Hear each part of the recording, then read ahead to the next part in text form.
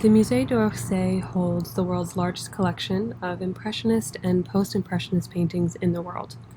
One of the most well-known artists of this era was Claude Monet.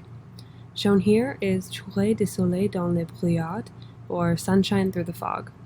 This painting is one of a larger series by Monet titled Houses of Parliament.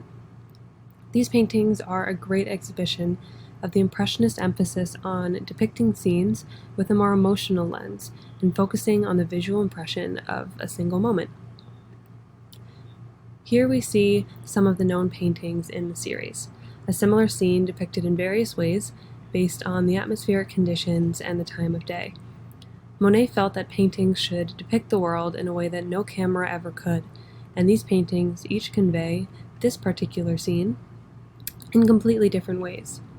The museum houses various other works by all prominent artists of the time that give the viewer a true impression of their point of view at any particular moment.